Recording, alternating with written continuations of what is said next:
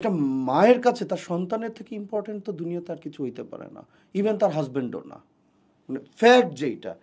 তাহলে বাচ্চা দুষ্টুমি করতেছে এই নিয়ে মা একই সাথে বিরক্ত, কিন্তু এই সে যে বিরক্ত সেটা নিয়ে সে গিলটি ফিলও করছে। আরে এরকম করে একটা ধমক দিলাম, ওনার ভিতরে যে খারাপ লাগাটা, এই খারাপ লাগাটাকে আমরা বুঝতে পারি নাই, কিন্তু বুঝছে কে? Surf Excel. তার এই গিলটি ফিলিংসটাকে টোটালি নাই করে দিয়েছে, যে দাগ থেকে যদি ভালো কিছু হয় তাহলে দাগই ভালো।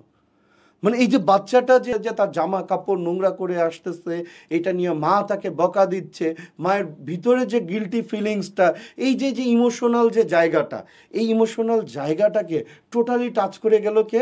Surf excel. এবং ডিটারজেন্ট পাউডারের ইতিহাসে ইন্ডিয়ান সাবকন্টিনেন্টে এই একটা লাইনের থেকে বেস্ট আর কিছু নাই।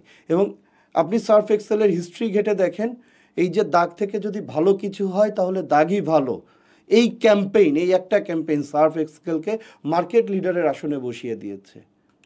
এটা কি শুধুই একটা লাইন? এই লাইন কোথা থেকে এসেছে? মায়ের সাইকোলজি যে ভালো বোঝে না, তার পক্ষে কি এই লাইন লেখা সম্ভব? না। দ্যাট মিনস কপি বলেন, কন্টেন্ট বলেন, ট্যাগলাইন বলেন, পজিশনিং বলেন, কমিউনিকেশন বলেন, সেলস ফানেল বলেন, অ্যাড বলেন, টার্গেটিং বলেন, মার্কেটিং অ্যান্ড সেলসের যতগুলো জায়গা বলেন, সব কিছুর বেসমেন্ট হচ্ছে যে সাইকোলজি। যিনি সাইকোলজি যত ভালো বুঝতে পারবেন তিনি এই জায়গায় তত বেশি ডোমিনেট করতে পারবেন। That's it.